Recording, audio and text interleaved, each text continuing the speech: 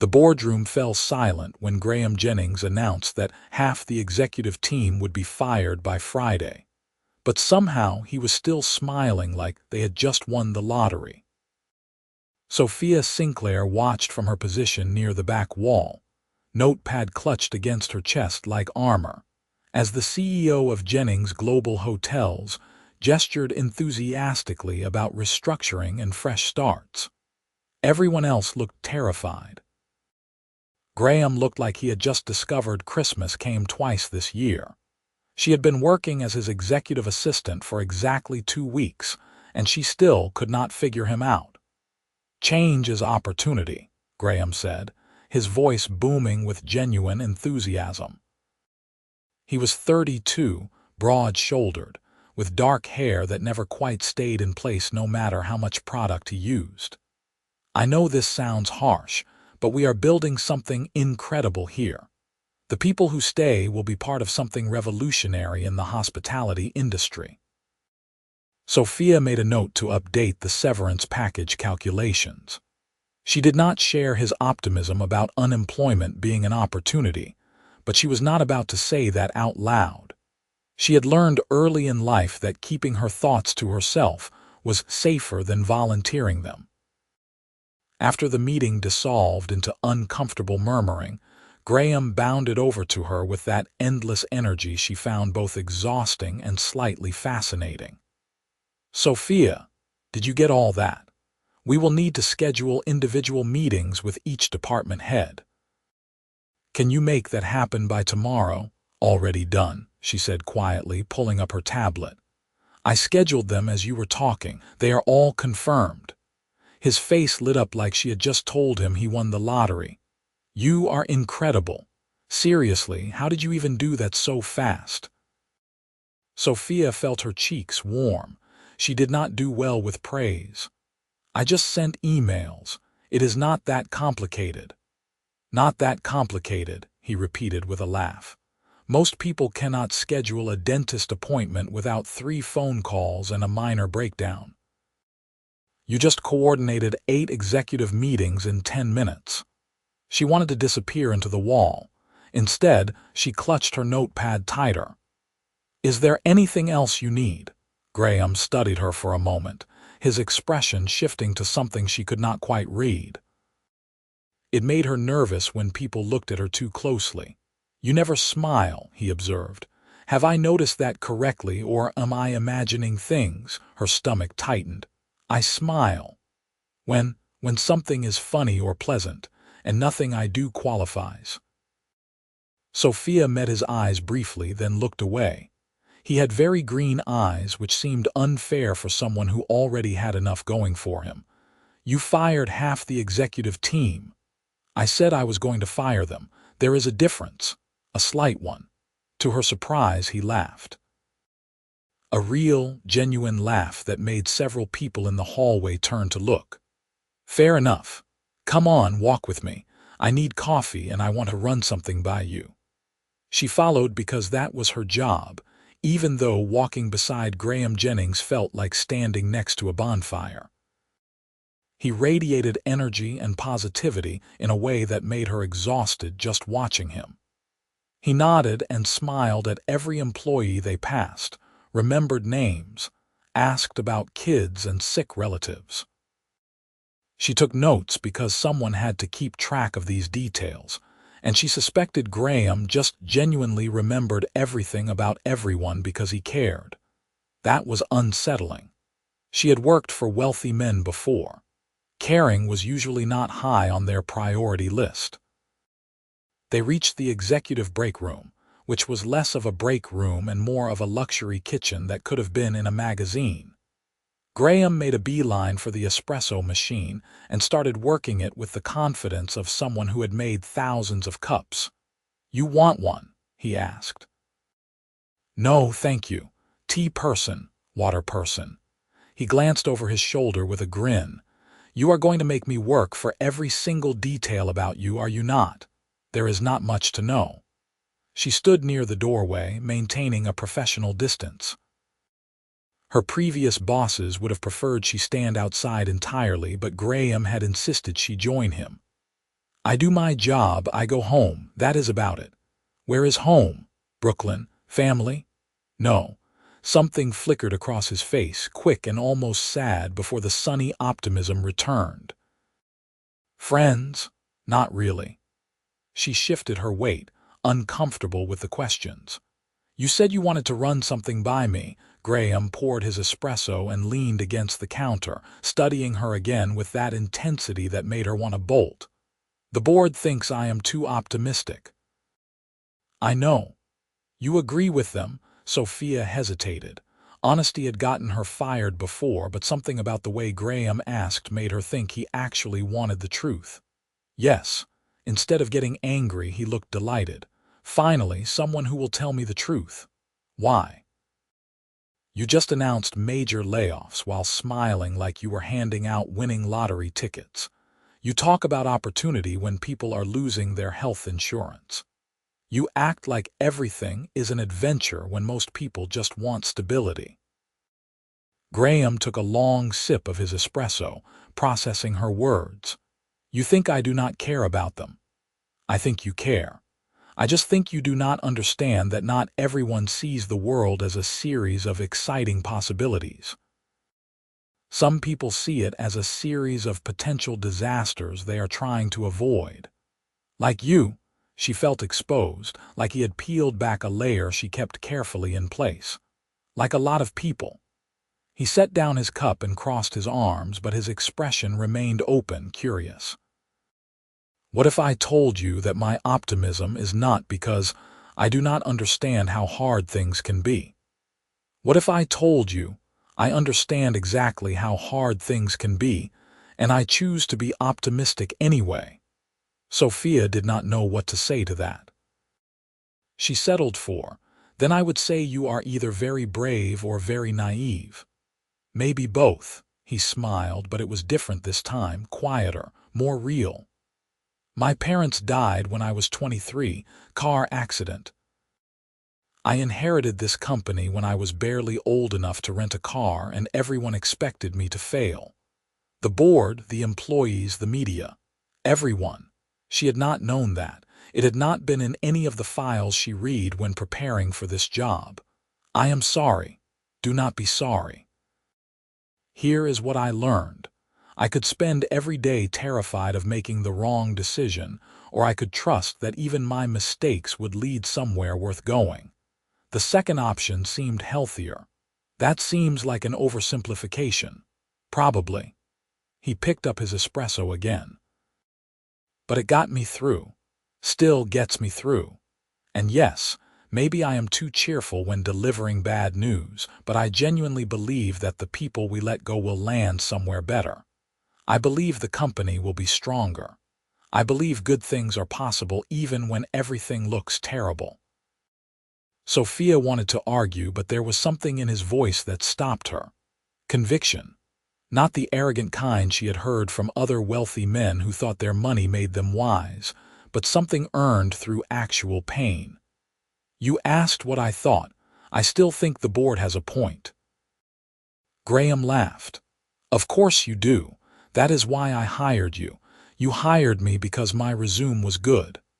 I hired you because every other candidate told me what they thought I wanted to hear. You walked into that interview looking like you would rather be anywhere else, answered every question with brutal honesty, and told me that you thought my management style was exhausting to work for. He raised his cup in a mock toast. It was refreshing. She had said that. She still could not believe she had gotten the job afterward. Most people would have thrown my resume in the trash. Most people are idiots. He drained the last of his espresso. I need someone who will tell me when I am being too much, someone grounded. Someone who sees the problems I miss because I am too busy seeing solutions. You need a pessimist. I need a realist. There is a difference. Sophia found herself almost smiling, which was so rare that it felt strange on her face. Is there, you tell me? Do you think everything will go wrong, or do you just prepare for it so you are not blindsided when it does? That hit closer to home than she liked. The second one. Then you are a realist. Graham pushed off from the counter. "And I need you. This company needs you. We are going to do incredible things, Sophia, I promise you that." She did not believe in promises, but she appreciated the sentiment. "I will do my job to the best of my ability." "I know you will." He started toward the door, then paused. "One more thing. I do not expect you to smile if you do not feel like smiling. But I hope that eventually, working here gives you a reason to." Then he was gone, leaving Sophia standing in the luxury kitchen with her notepad and a strange feeling in her chest that she could not quite name. Over the next 3 months, Sophia learned that working for Graham Jennings was indeed exhausting, but not in the way she expected. He showed up at 7 every morning with coffee from the shop down the street, always remembered to get her tea even though she had never asked for it, and seemed physically incapable of having a bad day. When the layoffs happened and protesters showed up outside the building, Graham went down to talk to them personally. When a pipe burst and flooded the executive floor, he rolled up his sleeves and helped maintenance clean up. When the quarterly numbers came in below projections, he took the entire staff out for pizza and talked about lessons learned. It was relentless. Sophia found herself waiting for the other shoe to drop, for the mask to slip, for the real Graham to emerge with demands and temper tantrums like every other powerful man she had known. It never happened. He was exactly who he appeared to be, which was somehow more unsettling than if he had been faking it.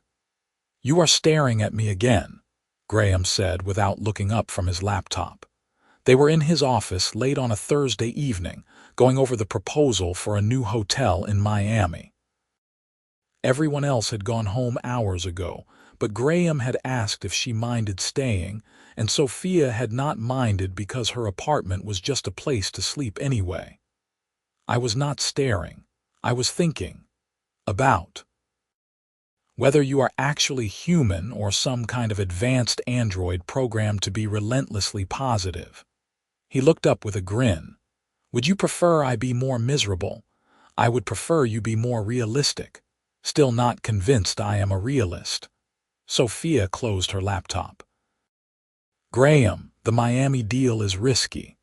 The location is good, but the market is oversaturated, the construction costs are higher than projected, and the timeline assumes everything goes perfectly." "I know." "Then why are you pushing for it?" "Because the potential is incredible." He leaned back in his chair, loosening his tie. He had taken off his jacket hours ago, and his shirt sleeves were rolled up, revealing forearms that Sophia definitely did not notice. "Sometimes you have to take risks to grow, and sometimes you have to protect what you have." "Is that what you do?" "Protect what you have." She felt that exposed sensation again, like he could see past all her carefully constructed walls. "Yes." "What happens when you do not have anything? What do you protect then? You build something slowly, carefully, you do not gamble." Graham studied her for a long moment. "Someone hurt you." It was not a question. Sophia felt her chest tighten. "That is personal. You are right. I am sorry." He ran a hand through his hair, making it stick up in a way that should have looked ridiculous but somehow just made him look more human. "I overstep sometimes. My friends tell me I have no boundaries." "You have friends?" "Wow, you make it sound like that is shocking." Successful CEOs usually do not have time for friends. They have networking contacts. I have both. He stood and stretched, and Sophia definitely did not notice how tall he was or how his shirt pulled across his shoulders. "Want to meet them?" She blinked. "What, my friends?" "We are all getting together Saturday night, nothing fancy, just dinner at my place. You should come." "Why would I come to your dinner party?" "Because you work too much. You admitted you have no friends, and I think you might actually enjoy yourself if you gave it a chance." Sophia clutched her laptop like a shield. "That is inappropriate. You are my boss. I am inviting you as a person, not as an employee. No work talk, I promise, just food and conversation with some genuinely good people. I do not do well at parties. It is not a party, it is 5 people having dinner. I do not do well at those either. Graham smiled, and it was that softer smile again, the one that made her stomach do strange things. You do fine with me. That is different. You are my boss. There are clear rules and expectations. So we will have clear rules. Rule 1, no talking about work. Rule 2, if you are uncomfortable, you can leave anytime, no questions asked. Rule 3, I make really good lasagna and you should not deprive yourself of that experience. Despite herself, Sophia almost smiled. You cook, I cook. My mother insisted all her children learn. She said depending on someone else to feed you was a recipe for disaster. Smart woman. The smartest. His expression went soft with memory. She would have liked you. Sophia did not know how to respond to that. She settled for, I will think about it. Good enough for me. Graham grabbed his jacket. Come on, I will walk you out. Brooklyn is a long commute and you have been here since 6 this morning. She had not realized he noticed her hours. As they walked to the elevator, Sophia tried to figure out what was happening. This did not feel like a boss and assistant leaving work. This felt like something else, something that made her nervous and confused and maybe just a tiny bit hopeful, which was dangerous. Hope had never worked out well for her. The elevator was empty when they stepped in. Graham hit the button for the ground floor, and they stood in silence as the floors ticked down.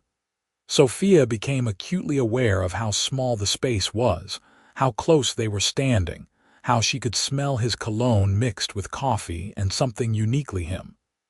Can I ask you something personal?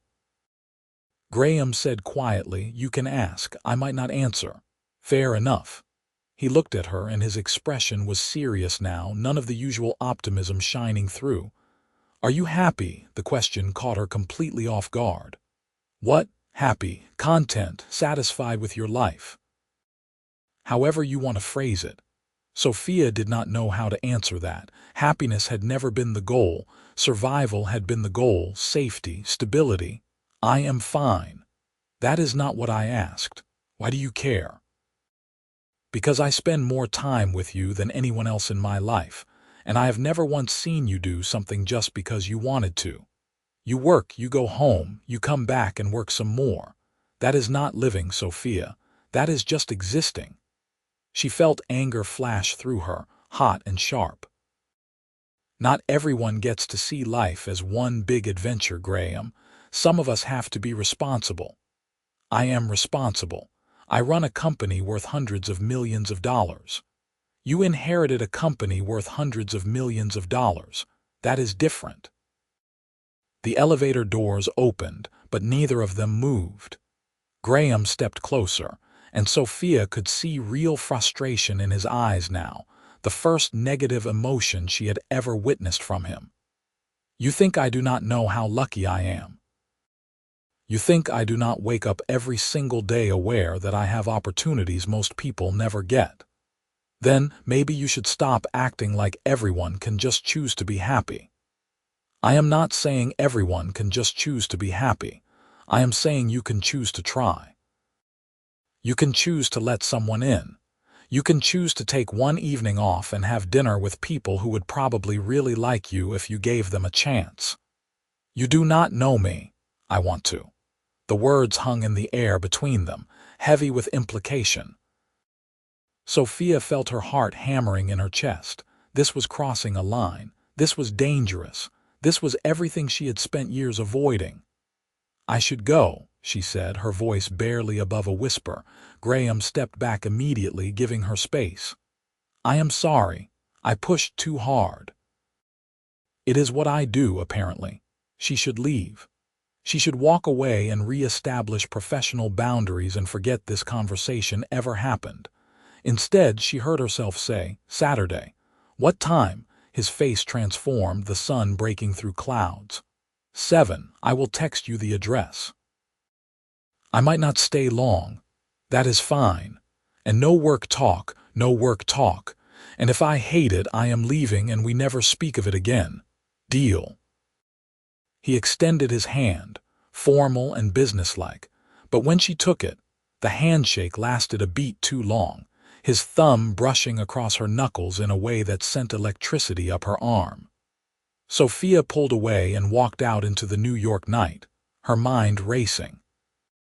She had just agreed to have dinner at her boss's apartment. Her optimistic, intense, impossible-to-read boss who apparently wanted to know her as a person and not just an employee. This was a terrible idea. She was definitely going to regret it. She showed up anyway. Graham's apartment was in the Upper West Side, a beautiful pre-war building with a doorman who clearly knew him by name. Sophia had worn jeans and a simple blue sweater because she refused to overthink this, though she had changed outfits 3 times before, finally leaving her apartment. Graham answered the door in worn jeans and a gray Henley, barefoot and relaxed in a way she had never seen him at work. "You came. I said I would. I know, but I was only about 60% sure you would not back out. I almost did, 3 times. He laughed and stepped aside to let her in. "Honesty? I love it. Come on in." The apartment was not what she expected. She had been bracing herself for the kind of ostentatious wealth she associated with CEOs, all marble and modern art and uncomfortable furniture. Instead, Graham's place was warm and lived in. Comfortable leather sofas, packed bookshelves, photos on every surface. It looked like a home. "Everyone is in the living room," Graham said, taking her coat. "And I should warn you, they are going to be weird at first because I never bring anyone new around. That is not reassuring." "It is not meant to be. I am managing expectations." He grinned. "Come on." The living room held 4 people who all looked up with undisguised curiosity when Sophia entered. Graham made introductions quickly. There was Marcus, his college roommate who worked as a public defender. Marcus's wife, Elena, who was a nurse. David, who apparently owned a bookstore in Brooklyn. And Rachel, a journalist who looked like she could smell a story from a mile away. "So you are the mysterious Sophia," Rachel said immediately. "Graham talks about you constantly." Graham shot her a look. "No work talk, remember. I am not talking about work. I am talking about how you mention Sophia approximately every 5 minutes. Sophia felt her face heat. Graham looked torn between embarrassment and amusement. "I do not mention her every 5 minutes. Every 10 then." "Can we please just have a normal dinner without you interrogating my guest?" Elena laughed. "Rachel does not do normal dinners. She does interviews disguised as normal dinners." "It is a valuable skill," Rachel said without shame. Sophia found herself relaxing slightly. These people were comfortable with each other in a way that spoke of real friendship, years of shared history. It was nice to watch, even if she felt like an outsider looking in. Dinner was indeed good. Graham had not been lying about his cooking skills. The conversation flowed easily, jumping from books to politics to a heated debate about whether pineapple belonged on pizza. Sophia mostly listened, offering occasional comments that seemed to delight everyone because they were usually quietly funny observations that caught people off guard. "You are sharp," David said after she made a dry comment about the pizza debate being a waste of time when everyone knew the real controversy was ranch dressing. "I like you." "She is terrifying," Graham added. "She keeps me honest." "You need someone to keep you honest," Marcus said. "You would float away on positive thinking if someone did not anchor you." "I am not that bad." Everyone at the table looked at him. He sighed. "Fine, I am that bad." "It is not a bad thing," Elena said gently. "The world needs optimists.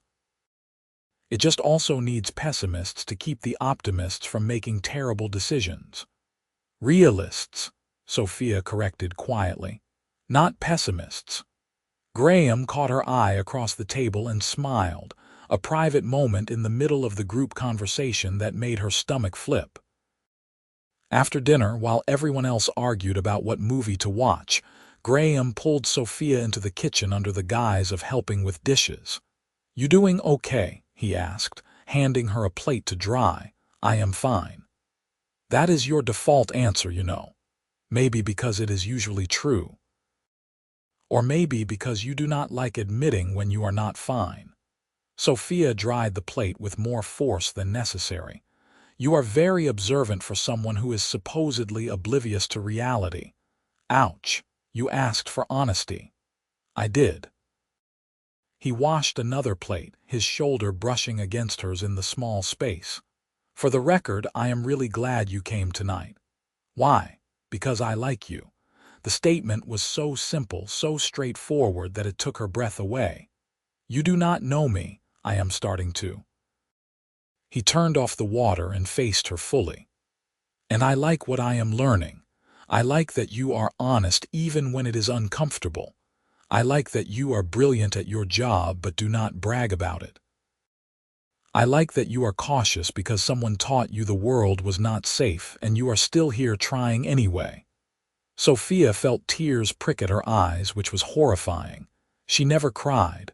"Graham, I am not trying to push you into anything. I just wanted you to know that you matter. Not as my assistant, as a person. As Sophia." She did not know what to say. Every instinct told her to deflect, to make a joke, to rebuild the walls he was somehow dismantling just by being genuine. Instead, she found herself saying, "I like you too. It is terrifying." He laughed, surprised and delighted. "Why is it terrifying?"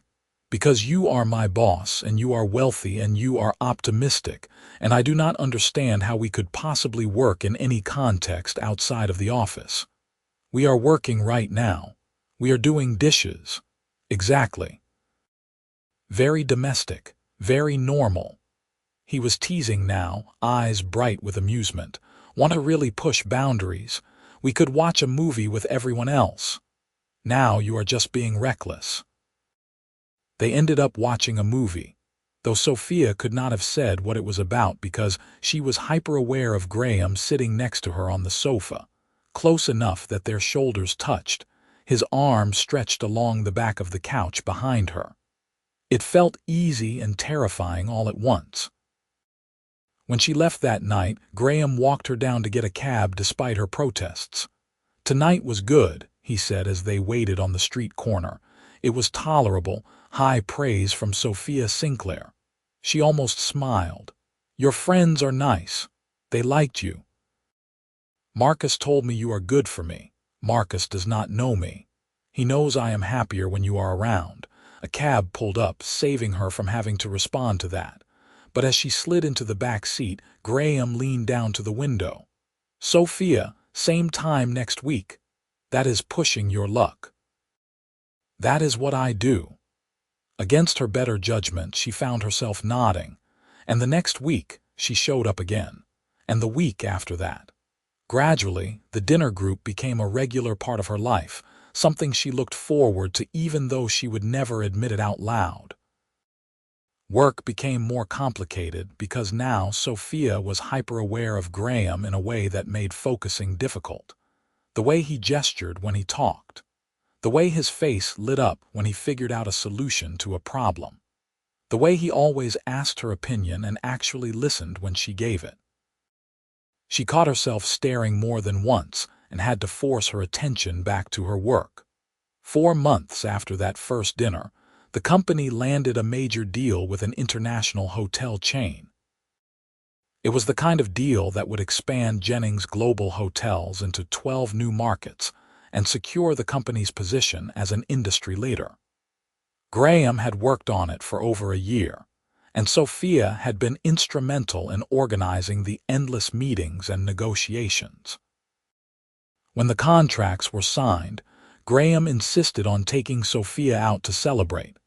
"This is not appropriate," she said as he practically dragged her out of the office.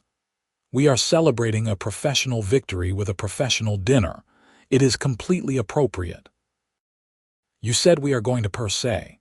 So, That is a 3 Michelin-star restaurant, and we just closed a deal worth $200 million. I think we can splurge. Sophia wanted to argue, but the truth was she wanted to go. She wanted to sit across from Graham somewhere beautiful and celebrate something they had built together. That desire scared her, but not enough to say no. Per se was everything she expected. Elegant, expensive, and intimate. They were seated at a table with a view of Central Park, the city lights glittering in the darkness. "You clean up nice," Graham said as she sat down. She had gone home to change into a black dress, the only formal thing she owned. "You are wearing the same suit you wore all day." "Yes, but I look good in a suit." He was not wrong. Graham looked unfairly good in a suit. "Your ego is showing." "My confidence, you mean." Tomato, tomato. That phrase does not work in text, you know. You have to say it out loud. Despite herself, Sophia laughed. Real laughter that came from her chest and made her feel lighter than she had in years. Graham's face transformed, wonder and happiness mixing together. "I made you laugh. Do not let it go to your head. Too late. This is the best day of my life. You closed a $200 million deal. And I made Sophia Sinclair laugh. The deal is secondary." She shook her head, but she was smiling, actually smiling. When had that become something she did around him? Dinner was incredible. They talked about everything except work. Books, travel, childhood memories that were easier to share after 2 glasses of wine. Sophia found herself telling Graham about growing up in foster care, bouncing between homes, learning early that depending on people was dangerous. "That is why you are so self-sufficient," Graham said quietly. "That is why I am so closed off. Those can be the same thing, I suppose." She took another sip of wine. "What about you? You lost your parents young, but you seem to have turned out remarkably well-adjusted." "Therapy," he said without hesitation. "So much therapy, and my sister, she helped a lot." "You have a sister, Emily. She is 2 years older, lives in California with her family. She is a marine biologist, studies coral reefs. We talk every week." He pulled out his phone and showed her a photo of a woman who looked like a female version of Graham, all sunshine and energy. "She told me I am an idiot if I do not tell you how I feel." Sophia's heart stopped. "What?" Graham put his phone away and met her eyes. "I know this is complicated. I know I am your boss and there are 1,000 reasons why this is a terrible idea. But Sophia, I have feelings for you, real feelings. And I do not know what to do about that except be honest." She could not breathe. "Graham, you do not have to say anything. I just needed you to know." He reached across the table, his hand palm up, an invitation, not a demand. "I will understand if you want to keep things professional. I will respect whatever boundary you set. But I could not keep pretending that working with you is enough when all I want is to know everything about you, and spend every possible moment making you laugh." Sophia looked at his hand, at his open, honest face, at the future stretching out in front of her filled with possibility and risk in equal measure. Every logical part of her brain screamed to walk away. Every other part of her, the parts she had been ignoring for years, whispered to take the chance. She put her hand in his fingers closed around hers, warm and solid and real. "Is that a yes?" "That is a maybe."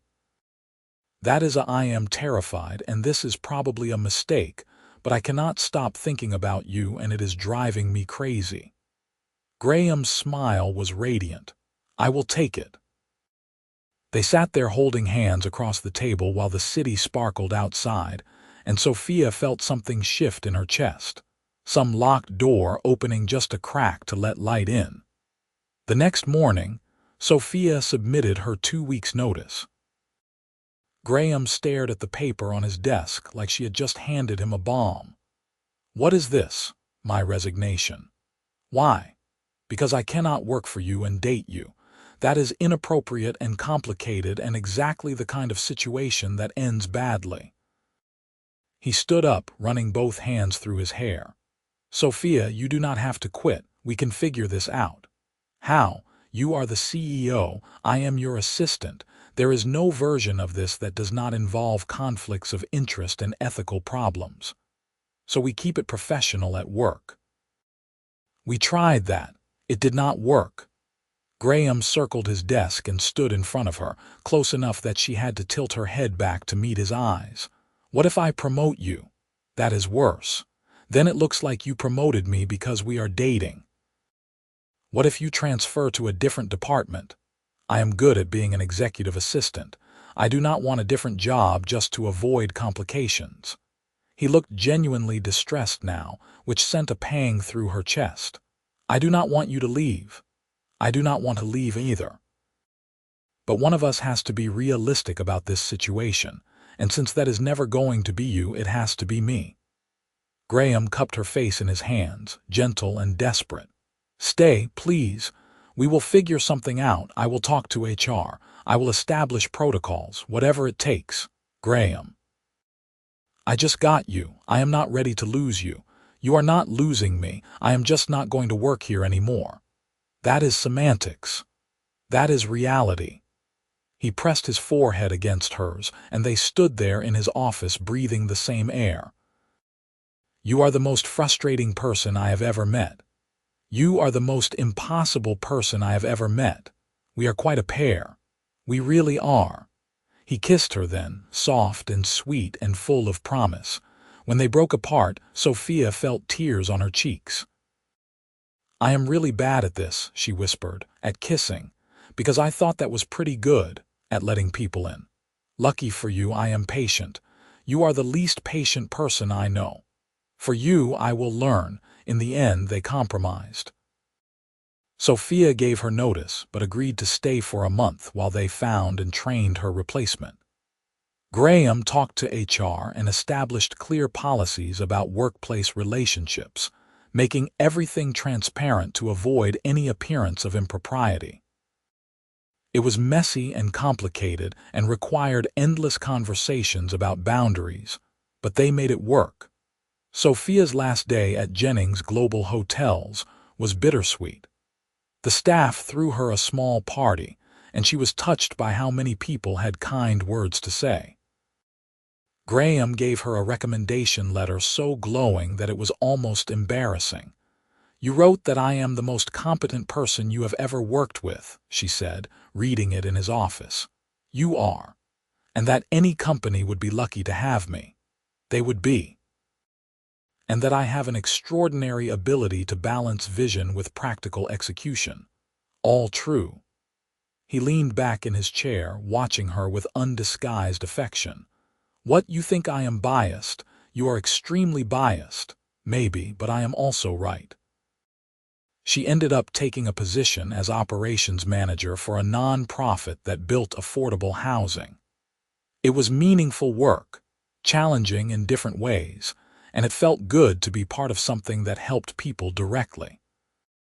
Graham was ridiculously proud of her, telling anyone who would listen about his brilliant girlfriend who was changing the world. Dating Graham was nothing like Sophia expected. She had assumed his optimism would grate on her, that his endless energy would be exhausting, that the differences between them would be insurmountable. Instead, she found that they balanced each other in unexpected ways. He pushed her to take risks and try new things. She kept him grounded and helped him think through the consequences of his ideas. He made her laugh. She made him think. They had their first real fight 3 months into dating when Graham decided to surprise her with a weekend trip to Paris without asking first. You cannot just make plans without consulting me, Sophia said, furious in a way that surprised both of them. It was supposed to be romantic. It is presumptuous. I have a job, Graham. I have responsibilities. You cannot just expect me to drop everything. I thought you would be happy. You thought wrong. He looked genuinely confused, which made her angrier because how could he not understand something so basic? But then he sat down on her couch and said quietly, "Explain it to me, because I clearly missed something important." That stopped her anger in its tracks. He was not defensive. He was not dismissing her feelings. He genuinely wanted to understand. Sophia sat down next to him, forcing herself to be honest. "When I was in foster care, I never had control over anything. People made decisions about my life without asking me. Where I lived, what school I went to, who I spent time with. I swore that when I was an adult, no one would ever make decisions for me again." Understanding dawned on Graham's face, "And I just did exactly that. Yes. I am so sorry, Sophia. I was trying to do something nice and I completely missed how it would feel to you. I know your intentions were good, but intentions do not matter if the impact is hurtful." He took her hand. "I will never make plans for you without asking again, I promise. Thank you. For the record, I already canceled the trip. If we go to Paris, it will be when you want to go, on dates you choose." She leaned her head on his shoulder, feeling the anger drain away. "You really canceled it, of course. A trip is only fun if both people want to go. You are learning. I have a good teacher." They did not go to Paris that month, but they did take a weekend trip to the Berkshires that Sophia planned herself. It was quiet and low-key, hiking during the day and reading by the fireplace at night. Graham looked more relaxed than she had ever seen him, and she realized that maybe his optimism was not about being oblivious to reality. Maybe it was about choosing to focus on beauty, even when things were hard. 6 months after they started dating, Graham asked Sophia to move in with him. "It is too soon," she said automatically. "Is it? We spend every night together anyway. You have more clothes at my place than yours. Your toothbrush has been in my bathroom for 3 months. That is different from officially living together." Why, she did not have a good answer for that. What if it does not work out? What if it does? You are doing it again. Doing what? Being relentlessly optimistic about something that could go wrong. Graham sat next to her on his couch, the same couch where they had watched movies with his friends, where they had their first kiss as an official couple, where they had spent countless nights talking about everything and nothing. "You are right. Moving in together is a risk. Maybe we will drive each other crazy. Maybe we will realize we are not compatible. Maybe all your worst fears will come true. This is a terrible sales pitch. I am not done. Maybe all of that will happen, but maybe we will build something incredible together. Maybe we will wake up every morning happy to see each other. Maybe we will create a home that feels safe for both of us. Maybe this is the start of something that lasts the rest of our lives." He took her hand. "I cannot promise you it will work out perfectly, but I can promise I will try every single day to make you happy. And I think you know I keep my promises." She did know that. In all the time she had known Graham, he had never once broken his word to her. When he said he would do something, he did it. When he promised to respect her boundaries, he followed through. He was optimistic, but he was not careless with the things that mattered. "Okay," she said softly. "Okay, I will move in with you." His face lit up like sunrise. "Really, really. But I am keeping my apartment for 3 months, just in case." That is the most Sophia Sinclair thing you have ever said. You knew who I was when you asked. And I would not change a single thing. Moving in together was an adjustment. Graham was messy in ways that drove her crazy, leaving coffee cups on every surface and forgetting to close drawers. Sophia was rigid about routines in ways that drove him crazy, needing everything in its place and scheduled down to the minute. They bickered about dishes and laundry, and whether it was necessary to make the bed every single morning. But they also learned each other in deeper ways.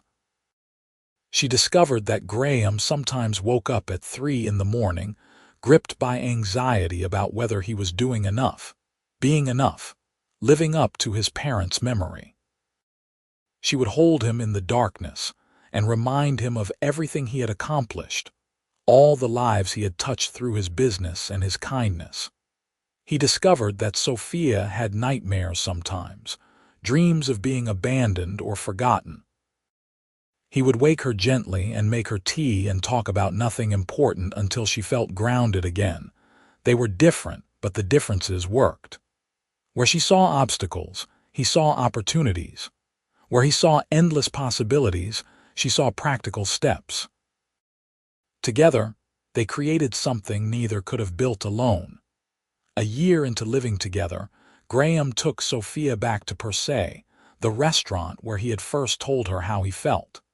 She knew something was happening because he was nervous, which was rare enough to be noticeable. "You are fidgeting," she observed over appetizers. "I am not fidgeting.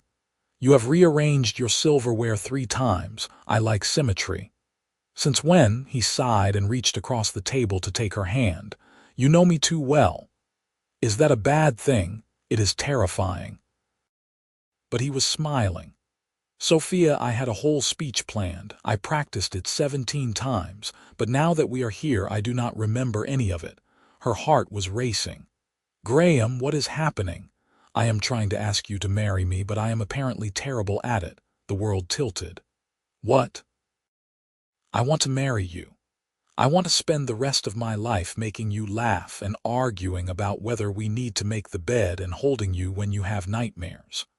I want to build a life with you, the kind of life where we balance each other and make each other better." He pulled a small box from his pocket and opened it, revealing a simple diamond ring that somehow looked exactly right. "I know you are going to ask if I am sure, and if I have thought this through, and what if it does not work out. And here is my answer: I am sure. I have thought about nothing else for months, and if it does not work out, which I do not believe for a second, then at least we tried. At least we took the risk. At least we chose each other." Sophia was crying, which still felt strange and new even after all this time, with Graham teaching her that emotions were not dangerous. "You are supposed to ask a question." "Right. Yes." He took a breath. "Sophia Sinclair, will you marry me? You are an optimistic, impulsive, impossible man." "Is that a yes?" "Yes, it is a yes." He slipped the ring on her finger and came around the table to kiss her, right there in the middle of the elegant restaurant. Other diners applauded. Sophia laughed against his mouth, dizzy with happiness and terror and love. They got married 6 months later in a small ceremony at Graham's apartment with just their closest friends and Graham's sister Emily, who flew in from California and hugged Sophia so hard she could barely breathe. "Welcome to the family," Emily said. "Fair warning, we are a lot." "I am starting to figure that out. You are good for him. He is happier than I have ever seen him. He is good for me too." It was true. Graham had cracked her open in the best possible way, showing her that life could be more than just surviving, that people could be trusted, that love was not a trap but a gift. Their honeymoon was a compromise. 1 week in practical, planned Switzerland that Sophia chose, followed by 1 week in impulsive, adventurous Morocco that Graham chose. It was perfectly them, structure and spontaneity in equal measure. 2 years into marriage, they had their first major crisis when Graham's company faced a hostile takeover attempt. He was working around the clock, stressed in a way Sophia had never seen, the optimism that usually defined him dimmed by exhaustion and worry. She found him at 3 in the morning staring at financial reports, his face haggard. "Come to bed," she said softly. "I cannot. I need to figure this out." "You need sleep. You have been up for almost 24 hours. I will sleep when this is resolved." Sophia sat down next to him and closed his laptop despite his protest. "Graham, look at me." He did, and she could see the fear in his eyes. Fear of failing, of losing what his parents built, of not being enough. "You are enough. she said firmly. Whatever happens with the company, you are enough. You have built something incredible, and you have done it with integrity and heart. If you lose this fight, it will not be because you did not try hard enough or were not good enough. Sometimes things do not work out even when you do everything right. I thought you were supposed to be the pessimistic one. Realistic. And realistically, you have done everything possible. You have prepared for every scenario. You have fought as hard as anyone could. Now you need to rest so you can keep fighting tomorrow. He leaned his forehead against hers. What if I lose everything? Then we will figure it out together. That is what marriage means. You would stay with me even if I am not a successful CEO. Graham Jennings, I fell in love with you despite you being a CEO, not because of it. I would stay with you if you decided to become a professional juggler. He laughed, tired but real. That is oddly specific. I am making a point. The point is received. He let her lead him to bed, and for the first time in days, he slept soundly. The takeover attempt ultimately failed, but the process changed Graham. He became more thoughtful, more willing to consider worst-case scenarios, more open to the idea that optimism and caution were not mutually exclusive. Sophia watched him grow and felt proud in a way she could not quite articulate. 3 years into their marriage, they started talking about children. "I want kids," Graham said one morning over breakfast. "At least 2, maybe 3. Sophia felt the familiar flutter of anxiety. "I do not know if I would be a good mother." "Why not?" "I did not exactly have good role models." Graham set down his coffee cup. "You are kind, patient, and fiercely protective of the people you love. You would be an incredible mother." "You have to say that. You are my husband." "I am saying it because it is true." He reached across the table. "But if you do not want kids, that is okay too. I married you because I love you, not because I wanted you to give me children." That was the thing about Graham. He always meant what he said. There were no hidden expectations, no agendas. He loved her exactly as she was. "I think I want kids," she said slowly. "I am just scared." "Of what?" "Of messing them up the way I was messed up." "Sophia, you are not messed up. You are careful and thoughtful because of what you went through. And those qualities will make you a wonderful mother.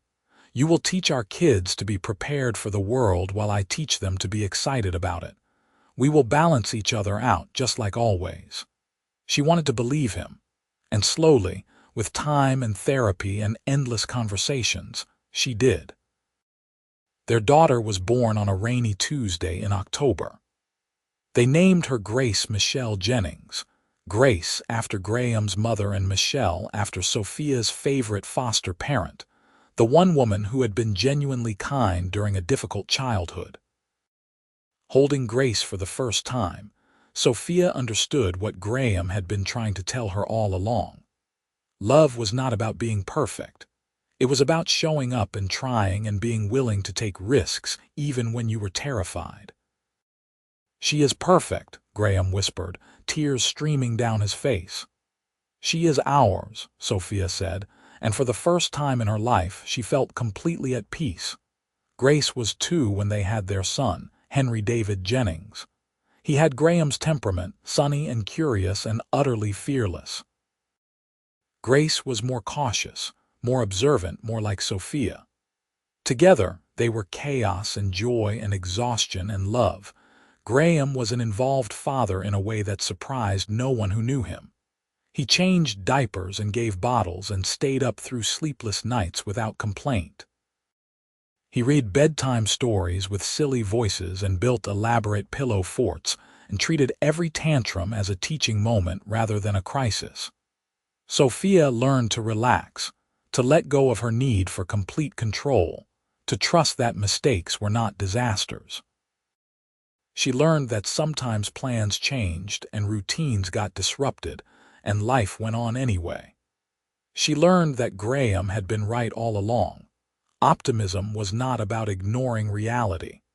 It was about choosing to see possibility even in difficult circumstances. 5 years into parenthood, they took the kids to meet Emily in California. Grace and Henry fell in love with their aunt immediately, charmed by her stories about sea creatures and her willingness to play in the sand for hours. "You look happy," Emily said to Sophia while Graham built sandcastles with the kids. "I am. I remember when Graham first told me about you. He said you were brilliant and beautiful and completely terrifying." Sophia laughed. "Terrifying." He meant it as a compliment. "He said you challenged him in ways no one else did." Emily watched her brother with the kids. "He was right. You are good for each other." "He saved me," Sophia said quietly. "I think you saved each other." That night, lying in bed with Graham while the kids slept in the next room, Sophia thought about how far she had come. From a girl who trusted no one to a woman with a family, a home, a life full of love. It had not been easy. There had been setbacks and fears and moments when she almost ran away from everything good because good felt too dangerous to believe in. But Graham had been patient. He had shown her that different people could complement each other, that optimism and realism were not enemies but partners. He had taught her that love was not about finding someone identical to you, but finding someone who balanced you, challenged you, made you better. "What are you thinking about?" Graham murmured, half asleep. "How you were right." "I need you to be more specific. I am right about a lot of things." She poked his side, making him laugh. "About opposites bringing us together. We are not opposites, we are complementary."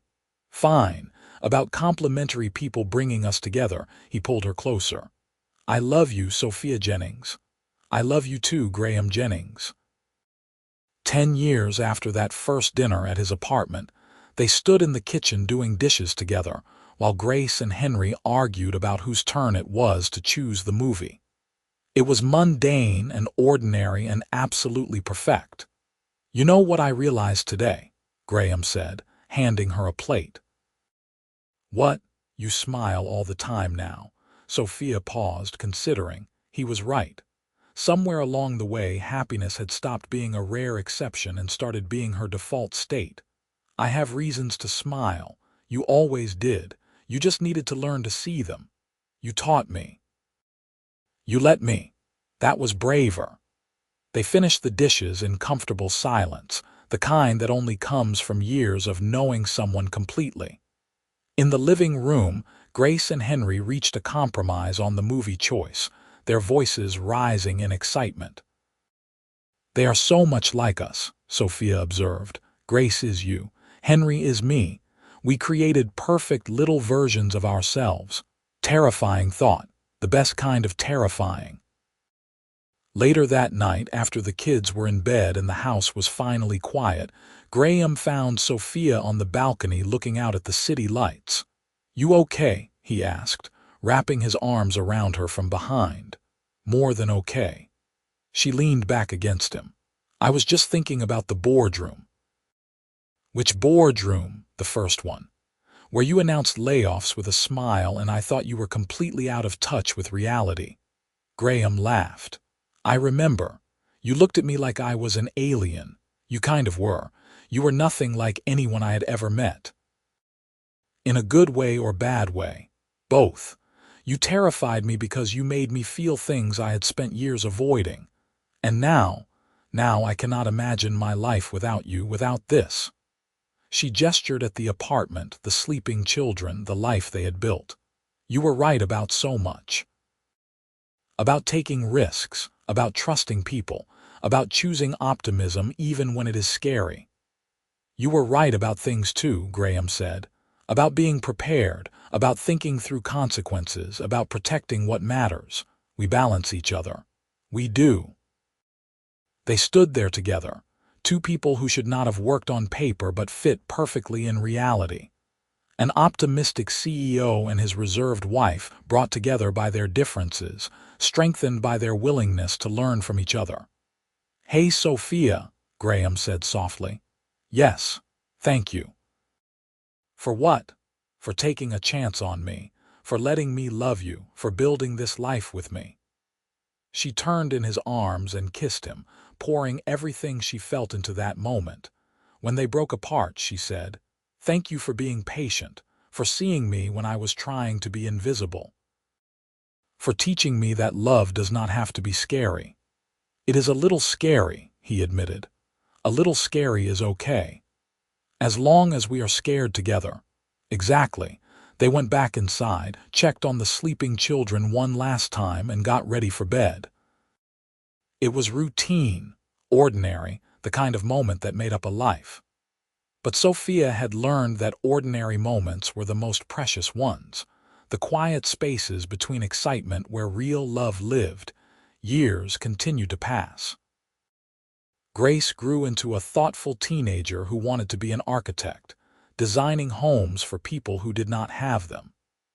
Henry became a passionate environmentalist, dragging the family to beach cleanups and lectures about ocean conservation. Graham's company continued to thrive, expanding into sustainable tourism and green hotel designs. Sophia moved up in the non-profit world, eventually becoming executive director of an organization that provided affordable housing across 5 states. They fought sometimes, usually about small things that represented bigger issues. Graham still made impulsive decisions that drove Sophia crazy. Sophia still needed too much control for Graham's spontaneous nature. But they had learned how to fight fair, how to listen, how to remember that they were on the same team. On their 20th wedding anniversary, Graham took Sophia back to Per Se. "This is getting predictable," she teased as they sat at the same table where he had proposed. "Some traditions are worth keeping." Fair point. They ordered wine and reminisced about the years, the challenges they had faced, the joy they had found. Graham still had that optimistic spark, though it was tempered now with wisdom and experience. Sophia still had her cautious nature, though it was softened by trust and love. 20 years, Graham said, raising his glass. "And you have only threatened to leave me twice. 3 times. You forgot the incident with the surprise puppy. That puppy is a valued member of our family now. That does not make surprising me with a living creature any less annoying." He laughed, and she felt that familiar warmth in her chest, the one that appeared every time he laughed because of something she said. "To 20 more years of you keeping me grounded and me making you smile."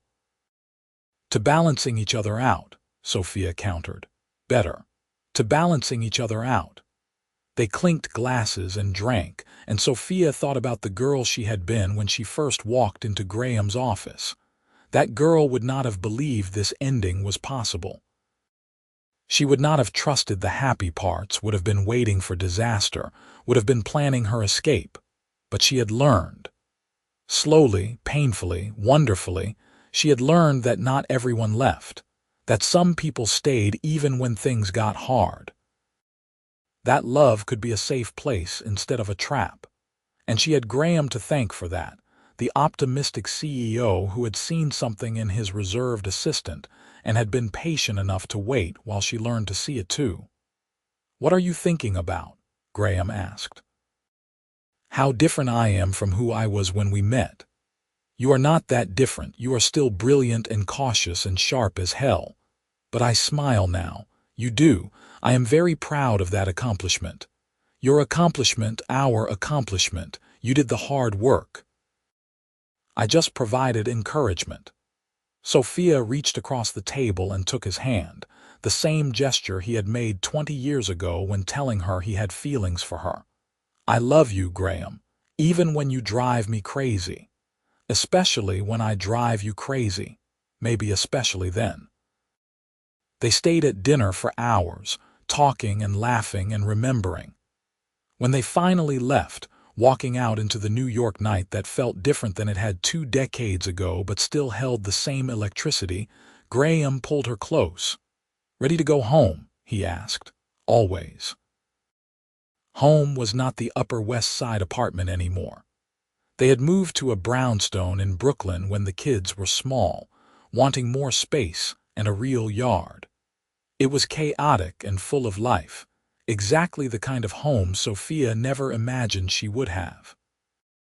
Grace and Henry were both home for the anniversary, having coordinated the surprise with their father. They had cooked dinner, cleaned the house, and made a photo album of family memories that made Sophia cry. "You are such a softie now," Henry teased. "I blame your father." "I accept full responsibility," Graham said cheerfully. That night, after the kids went to bed and the house settled into quiet, Graham and Sophia sat in their bedroom looking through the photo album. Baby pictures, family vacations, holidays, ordinary moments captured in time. "We did good," Graham said. "We did. No regrets. About marrying you, not a single one. Even though I am relentlessly optimistic, even though. Besides, someone had to teach me that the world was not always about to end. And someone had to teach me that planning ahead occasionally prevents disasters." They had learned from each other, changed each other, made each other better. That was the real gift of their relationship, Sophia realized. Not that they were the same, but that they were different in ways that mattered, in ways that created something stronger than either of them could have built alone. Years continued to pass, bringing new challenges and joys. They became grandparents when Grace had twins, a boy and a girl who had their grandmother's serious eyes and their grandfather's sunny disposition. Henry married a fellow environmentalist and moved to Costa Rica to work on reef restoration. Graham eventually stepped back from day-to-day operations of the company, staying on as chairman while new leadership took over. Sophia retired from the non-profit, but continued consulting and volunteering. They traveled more, taking the trips they had put off while raising kids and building careers. They went to Paris and Morocco, Switzerland and Italy, all the places they had dreamed about. Graham planned some trips, Sophia planned others, and they compromised on most. They grew older together, watching their bodies change and their priorities shift. Graham's hair went gray, and Sophia told him it made him look distinguished. Sophia developed arthritis in her hands, and Graham learned to help her with tasks that became difficult. They adapted the way they always had, finding new rhythms for new seasons of life. On their 40th anniversary, they did not go to per se. Instead, they stayed home with their children and grandchildren, surrounded by the life they had built together. Grace gave a toast that made everyone cry, talking about how her parents had taught her that love was about choosing each other every day, even when it was hard. Henry added his own speech about balance and complementary strengths, how watching his parents navigate their differences had taught him that relationships were about growth, not perfection. The grandchildren performed a play they had written about their grandparents meeting and falling in love, getting most of the details hilariously wrong but capturing the essential truth. That sometimes the best relationships are between people who seem completely wrong for each other on paper. Later, when everyone had gone home or gone to bed, Graham and Sophia sat in their living room with glasses of wine. 40 years, Graham said wonderingly. Half my life with you. The better half, Sophia said, definitely the better half. He took her hand, his grip not as strong as it used to be but no less certain. Thank you for saying yes. All those years ago at Per Se when I proposed and you called me optimistic and impossible. I also said yes, eventually. I said yes right away, I just made fun of you first. He laughed, the sound warm and familiar, the soundtrack of her life. What would you have done if I had never asked you to that first dinner, worked for you for a few more months, then found another job? Probably would have spent the rest of my life being competent and closed off. That is depressing. That was my reality before you. You changed everything, Graham. We changed each other. It was true. She had made him more thoughtful, more grounded. He had made her more open, more willing to take risks. Together, they had created a life neither could have imagined alone. "If you could go back," Graham said, "to that first day in the boardroom when I was announcing layoffs with a smile, what would you tell yourself?" Sophia thought about it. "I would tell myself that the optimistic CEO who seems completely out of touch with reality is actually exactly what I need. That his differences from me are not flaws but complements. That love does not mean finding someone identical. It means finding someone who makes you better. And I would tell myself that the reserved assistant who looks at me like I am an alien is going to be the best thing that ever happens to me." They sat in comfortable silence, hands linked, hearts full. Outside, the city hummed with life. Inside, two people who had spent 40 years building something beautiful together simply enjoyed being in the same space. "I love you," Sophia said. "I love you too." It was not a grand declaration. They had made plenty of those over the years. This was quieter, simpler, the kind of love that did not need elaborate words because it was woven into every moment of every day. Graham Jennings, the optimistic CEO, and Sophia Sinclair, who had learned to open her heart, had built a life together that proved opposites did not just attract. They completed each other, challenged each other, made each other whole. And that, Sophia thought as she leaned her head on her husband's shoulder, was the best kind of love story. Not the easy kind where everything was perfect from the start, but the real kind where two different people chose each other again and again, building something lasting from their differences. The story could have ended there, with two people content in their sunset years. But life had one more chapter to write. Graham was 75 when he was diagnosed with cancer. Pancreatic, stage 3, the kind that made doctors speak in careful tones about treatment options and realistic expectations. For the first time since Sophia had known him, Graham's optimism faltered. "I am scared," he admitted in the hospital room after the diagnosis. Sophia held his hand, this man who had spent decades teaching her that fear was acceptable as long as you did not let it stop you. "I know. I do not want to leave you." "Then do not. Fight. We will figure this out," always the realist. "Someone has to be." He smiled, weak but real. "What would I do without you? Good thing you will not have to find out." Treatment was brutal. Chemotherapy stole Graham's energy, his appetite, his hair. The man who had bounded through life with endless enthusiasm now struggled to walk from the bed to the bathroom. Sophia watched the love of her life shrink and weaken, and for the first time in decades, she felt the old fear creeping back. The fear that everything good eventually ended. That love was always temporary. That holding on too tight only made the inevitable loss worse. But then Grace came to visit and sat with her father, reading him the news and making him laugh even when laughing hurt. Henry flew back from Costa Rica and told stories about the reefs, about resilience and regeneration and life finding ways to survive. The grandchildren sent videos and drawings, reminders of the future Graham had helped create.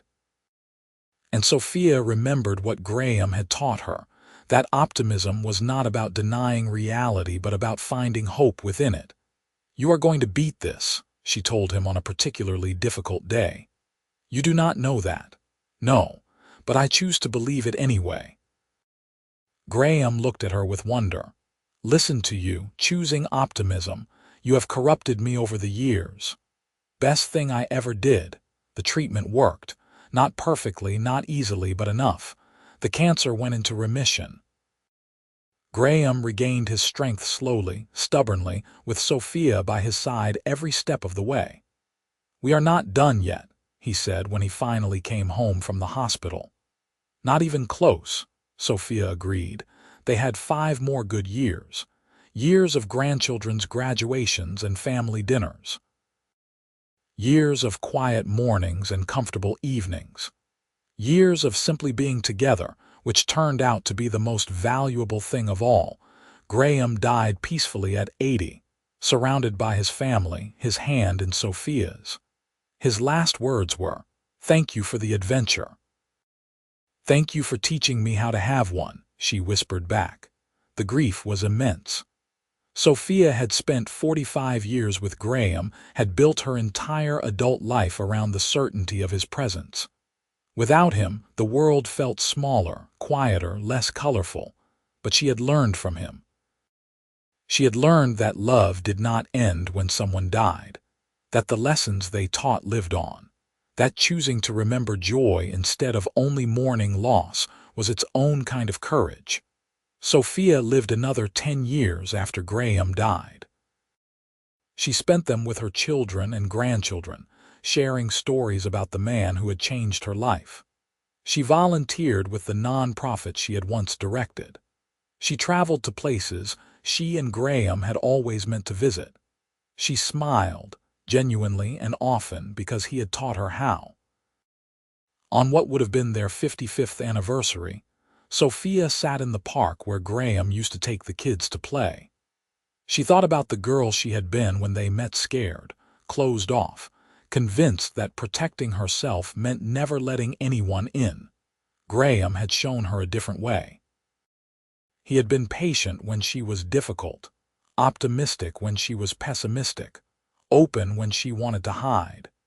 He had loved her not despite her differences but because of them, and she had loved him the same way. Had learned to appreciate his optimism instead of fighting it, to see his enthusiasm as strength rather than naivety. Together, they had created something neither could have built alone. The title of their story, if someone had asked Sophia to name it, would have been simple: Two Different People Who Made Each Other Better. Because that was the truth of it. Not some fairy tale where everything was perfect from the start, but a real, messy, beautiful love story where opposites did not just attract, they transformed each other. When Sophia died peacefully in her sleep at 92, surrounded by 3 generations of family that existed because she had been brave enough to take a chance on an optimistic CEO who saw past her walls, her last thought was of Graham. Of his smile, his laugh, his unshakable belief that good things were possible. "You were right," she whispered into the darkness, "about everything." And somewhere in whatever comes after, she liked to imagine he heard her. Liked to imagine he was waiting with that same patient, optimistic love that had changed her life. The end of a story, but not really an ending at all. Because the love Graham and Sophia built lived on in their children, their grandchildren, everyone whose life they touched. A reminder that sometimes the best things come from the most unlikely combinations.